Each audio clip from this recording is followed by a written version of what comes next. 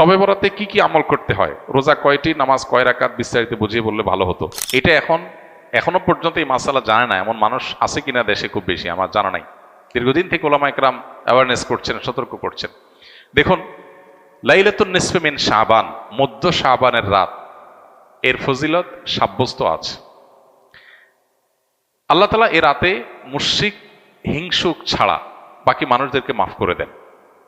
এবং এ রাতের ফজিলত সংশ্লিষ্ট আরো অনেকগুলো হাদিস আছে যেগুলো জয়ীফ সূত্রে বর্ণিত, কিন্তু এই একটা হাদিস গ্রহণযোগ্য সূত্রে বর্ণিত হওয়ার কারণে অন্য যেগুলো আছে সবগুলোর একসাথ করলে মোটা দাগে লাইলাতুন নিসফে মিন শাবান বা মধ্য শাবানের রাত, এটার নাম আমরা শবে বরাত দেই। আসল নামটা, হাদিস দেওয়ার নাম কোনটা? লাইলাতুন নিসফে মিন শাবান, মধ্য শাবানের রাত। শবে বরাত এটা আসল নাম না। যাই হোক, তো এই মধ্য শাবানের রাতের ফজিলত সাব্যস্ত হয়, কিন্তু এইটাকে আমরা যেইভাবে যারা পালন করি তারা যেভাবে ঘটা করে করি, যেমন সারা রাত জেগে ইবাদত করা আল্লাহর ক্ষমা লাভের জন্য বা মাগফিরাত লাভের জন্য, যাতে মাগফিরাত হয়, গুনাহে ক্ষমা হয়, সেটা আপনি চেষ্টা করছেন, এটা আপনার ব্যক্তিগত অ্যাপ্রোচ থেকে আপনি করলেন। এই রাতের রোজা, এই দিনের রোজা আপনি আইয়াম বীজের রোজার অংশ হিসেবে রাখলেন, শাবান মাসে বিশেষ রোজা রাখলেন, রাসূলুল্লাহ সাল্লাল্লাহু আলাইহি ওয়াসাল্লাম সেই হিসেবে রাখলেন, খুবই প্রশংসনীয়। কিন্তু আলাদা করে শবে বরাতকে কেন্দ্র করে এই দিনের রোজা রাখার বিশেষ কোনো নির্দেশনা বিশুদ্ধ হাদিস দ্বারা সাব্যস্ত নয়। এর বাইরে এ রাতকে শবে বরাত ভাগ্যের রাত মনে করা। বরাত মানে ভাগ্য, আর বরাতের আরেকটা অর্থ হলো মুক্তি। মুক্তির অর্থে ঠিক আছে শবে বরাত, আল্লাহ মানুষকে মুক্ত করেন, কিন্তু ভাগ্যের অর্থে ঠিক নেই। সূরা দুখানের শুরুতে আল্লাহ বলেছেন, ফিহা ইউফরাকু কুল্লু আমরিন হাকিম ইন্না আনজালনাহু ফি লাইলাতিন মুবারাকাহ ইন্না কুন্না মুনজিরিন। আল্লাহ বলেছেন, কোরআন আমি একটি বরকতময় রাতে নাজিল করেছি। কোন রাত সেটা? ওই যে ইন্না আনজালনাহু ফি লাইলাতিল কদর। আরেক জায়গায় আল্লাহ বলেছেন, কোরআন আয়াতের ব্যাখ্যা করে আল্লাহ বলেছেন, ফিহা ইউফরাকু কুল্লু আমরিন হাকিম, যে রাতে কোরআন নাজিল হয়েছে সে আয়াতে, সে রাতে গুরুত্বপূর্ণ সব বিষয় ধার্য করা হয়। তার মানে লাইলাতুল কদরে গুরুত্বপূর্ণ বিষয়গুলো ধার্য করা হয়। অতএব সব রাতে ভাগ্য নির্ধারণ করা হয়, এটি বিশুদ্ধ মত না। তবে এ রাতের বিশেষ কোন নামাজ, বিশেষ নামাজের সংখ্যা, বিশেষ সূরা, এরকম কোনো কিছু সাব্যস্ত না। এরকম কিছু সাব্যস্ত আছে মনে করলে বরং বিদআত হবে, যে এত রাকাত পড়তে হবে, এই সূরা দিয়ে পড়তে হবে। আল্লাহর মাগফিরাত লাভের জন্য আপনি যদি চেষ্টা করেন সেটা প্রশংসনীয়, সেটা ভিন্ন বিষয়। প্রত্যেক রাতেই তো আপনি আল্লাহর মাগফিরাতের জন্য চেষ্টা করা কর্তব্য বা করা উচিত।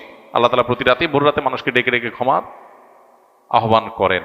এই জন্য শবে বরাতকে ঘিরে রাতের বিশেষ নামাজ, বিশেষ পদ্ধতির নামাজ নাই। তবে এ রাতে ক্ষমার বিষয়টা সুসাব্যস্ত, ক্ষমা লাভের চেষ্টা করা এটা গ্রহণযোগ্য। শবে বরাতের জন্য নারীদের স্পেশাল আমল কি? নারীদের স্পেশাল আমল তো হালুয়া বানানো। স্পেশাল আমল মানে স্পেশাল কাজ, কারণ শবে বরাতকে কেন্দ্র করে হালুয়া টালুয়া বানানো হতো, হালুয়া রুটি, গোশত রুটি এগুলা বিতরণ করা হতো। এগুলো এখন যদিও উঠে গেছে, কালচারাল বিষয়। এগুলো উঠে যাওয়াতে যে নারীরা সব নেকামল শুরু করে দিয়েছে তাও হয় নাই, সেটা যেমন বাস্তবতা। আবার ঠিক একইভাবে কোরআন সুন্নাহ বলেনি এমন কিছু কোরআন সুন্নাহর আমল মনে করে এস্টাবলিশড করা, বিদআতকে জিয়ে রাখা, এর ভিতরেও ইমানদারের কল্যাণ নেই, সেটাও আমাদেরকে মাথায় রাখতে হবে। তো শবে বরাতকে কেন্দ্র করে নারীদের জন্য স্পেশাল কোনো আমল নাই। এগুলা ইউটিউবারদের বিভিন্ন আইটেম। প্রশ্ন ইউটিউবাররাই ধরাইছে কিনা কি জানি, যে থাম্বনেল দিবে শবে বরাতে বলে মা বোনরা এই আমল ছাড়বেন না, হ্যাঁ, এরকম একটা ডাহা মিথ্যা কথা লিখে থাম্বনেল দিয়ে দিবেন, মহিলারা সব ক্লিক করবে, হিট হবে, মানুষ বেশি দেখবে, আপনি প্রশ্ন ধরাই দিলেন। তো এর মাধ্যমে আপনি একটা ভুল ধারণাকে সমাজে, সবাই তারা ক্লিক করবে না, অনেকে মনে করবে আচ্ছা তাহলে স্পেশাল আমল মনে হয় আছে, আবার অনেকে বলবে যে না এই মৌলবী এটা ভুল কথা বলে গেছে, স্পেশাল আমল তো নাই, সে তো ভিতরে দেখবে না কি আছে। তো এই জন্য ইউটিউবার ভাইরা আল্লাহকে ভয় করা উচিত। সামান্য ভিউয়ের জন্য মিথ্যা কথা, দুই নাম্বারই করা, হ্যাঁ, এবং চালাকি করা, এগুলো অনুচিত কাজ।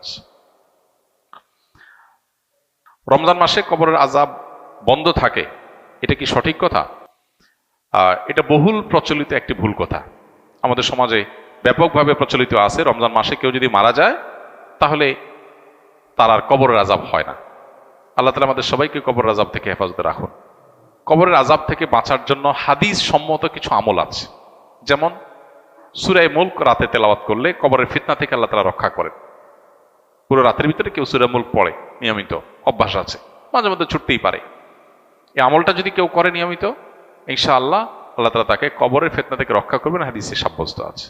নাম্বার 2, নবী করিম সাল্লাল্লাহু আলাইহি ওয়াসাল্লাম শেষ বৈঠকে আত্তাহিয়াতু এবং দুরুদের পর দোয়া মাসুরার যখন পড়ি আমরা, তখন তিনি 4টা বিষয় থেকে পানা চাইতেন। এটা দোয়া মাসুরের জায়গাতে আল্লাহুম্মা ইন্নী যালামতু নাফসি পড়েন, পাশাপাশি এটা অথবা কখনো এটার বদলে এটা আপনি পড়তে পারেন। দোয়াটা হলো আল্লাহুম্মা ইন্নী আউযু বিকা মিন আযাবি জাহান্নাম ওয়া মিন আযাবিল কবর ওয়া আউযু বিকা মিন ফিতনাতিল মাহইয়া ওয়াল মামাত ওয়া আউযু বিকা মিন শাররি ফিতনাতিল মাসিহিদ দাজ্জাল। এই যে এখানে জাহান্নাম থেকে এবং কবরের আযাব থেকে পানা চাওয়া হয়েছে। অতএব শেষ বৈঠকে আল্লাহর কাছে দোয়া করেন। আর বিশেষ করে কবরের আযাব যেসব বিষয়ে হয়, যেমন চগলখুরি করে বেড়ানো, পেশাব থেকে ভালো করে পবিত্র না হওয়া, এগুলো কবর আযাবের সুনির্দিষ্ট কারণ হাদিসে এগুলোকে চিহ্নিত করা হয়েছে। অতএব এগুলোর ব্যাপারে সতর্ক থাকা, এগুলো থেকে বেঁচে থাকার চেষ্টা করা, ইনশাআল্লাহ এই প্রক্রিয়ার মধ্য দিয়ে আমরা কবর আযাব থেকে আল্লাহর কাছে পানা চাইতে পারি। বাকি রমজান মাসে মারা গেলেই কবর আযাব অটোমেটিক বন্ধ এমন না। কেউ যদি খারাপ মানুষ, ফাসিক মানুষ, ওই অবস্থায় তার মৃত্যু হয় রমজানে, তাহলে তার আযাব হতে পারে।